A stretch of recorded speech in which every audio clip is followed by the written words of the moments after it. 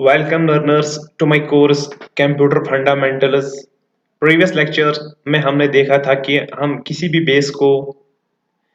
Base में कैसे convert कर सकते हैं। आज की इस वीडियो में हम देखेंगे कि अगर हमारे पास कोई भी बेस हो, चाहे 2 हो, 4 हो, ऑक्टल हो, 10 हो, 16 हो, तो हम उसको डेसिमल में यानी बेस 10 में कैसे कन्वर्ट कर सकते हैं। अभी तक अगर आपने हमारी प्रीवियस वीडियो नहीं देखे है तो आई सजेस्ट यू कि आप पहले हमारे प्रीवियस वीडियो देखें। उसके बाद अगर आपको हमारे वीडियोस पसंद आते हैं तो प्लीज़ डू लाइक और शेयर करें हमारे वीडियोस। करते हैं स्टार्ट आज का video another base to decimal. सबसे पहली एग्जांपल जो हमने ली है वो हमने बेस 16 नंबर को हम कन्वर्ट करेंगे बेस 10 में। बेस 16 का मतलब होता है कि हेक्साडेसिमल नंबर और बेस 10 का होता है कि डेसिमल नंबर।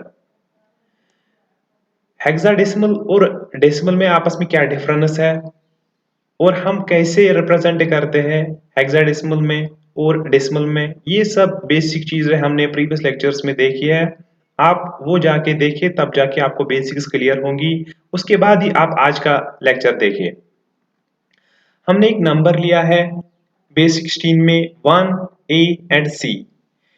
जो बेस होती है और ज्वाइन नंबर, हम ये नंबर 1 लेस देन बेस ले सकते हैं। दैट मीन्स हम ले सकते हैं फ्रॉम 0 टू ABCDE तक हम कोई भी नंबर यहाँ पे ले सकते हैं और इसको हमें कन्वर्ट करना है बेस 10 में। सबसे पहले हम काम करेंगे, हम इस 1 A एंड C को लेंगे। हम इस C को सबसे पहले लेते हैं, इसको मल्टीप्लाई करते हैं बेस के साथ, जो बेस हमारी 16 है, और बेस को हम पावर देंगे 0, जो हमने ऑलरेडी प्रीवियस एग्जांपल पे भी देखा था। उसके बाद हम प्लस करेंगे और लेंगे इस A को। इस A को हम डायरेक्ट यहाँ पे लेंगे। उसके बाद जो हमारा बेस होती है उसको हम एक ऐड करेंगे। ये हमारा प्रोसीजर रहता है। नेक्स्ट टाइम सेम इसी तरह हमने 1 लिया है, फिर मल्टीप्लाई किया है बेस के साथ, लेकिन बेस का जो पावर है उसको हमने 1 ऐड किया है, दैट इज 2। उसके बाद 1 मल्टीप्लाई 16 रेज़्ड पावर 2 होता है 256। उसी तरह a इन हेक्साडेसिमल क्या होता है 10। उसी तरह 16 रेज़्ड पावर 1 होता है 16, फिर प्लस सेम लिया है हमने, c होता है 12 और फिर मल्टीप्लाई किया है 16 रेज़्ड पावर 0 होता है 1। जब हमने इस सारे को सॉल्व किया तो हमारे पास जो रिजल्ट आ गया वो आ गया 428 in decimal. That means 1AC अगर हम 16 में ये नंबर लेते हैं, ये किसके बराबर होता है 428 इन 10 बेस। नेक्स्ट हमारी जो एग्जांपल है उसमें हमने ली है बेस 7 और उससे हमें कन्वर्ट करनी है बेस 10 में।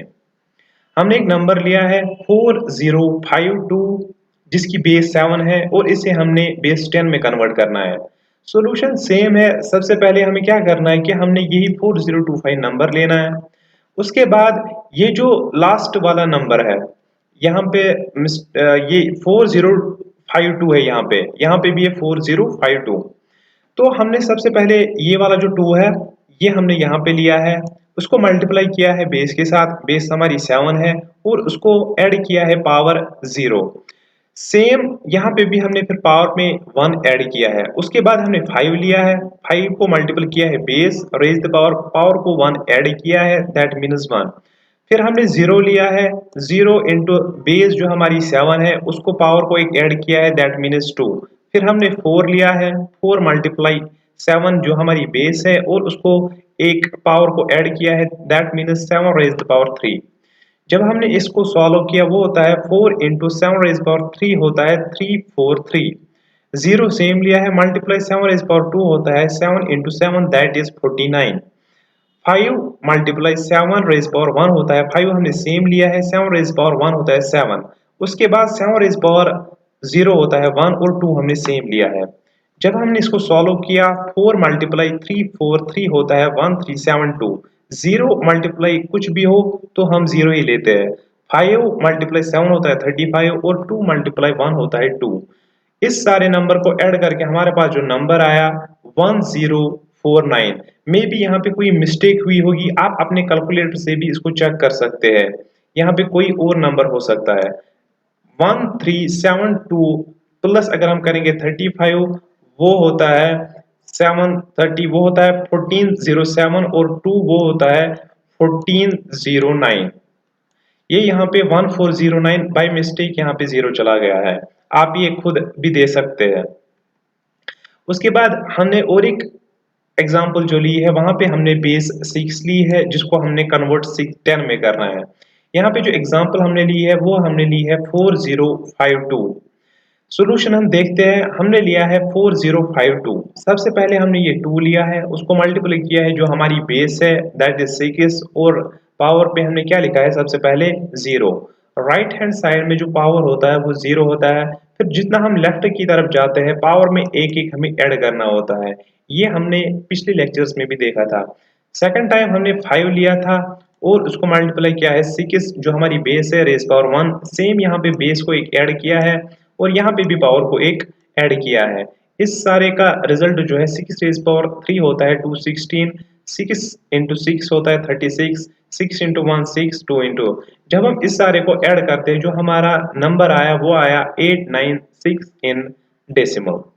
सेम इसी तरह हमने और एक एग्जांपल ली है जहां पे हमारी बेस जो है वो 4 है, इसको हमने कन्वर्ट करना है बेस 10 में। हमने जो नंबर लिया है 11001।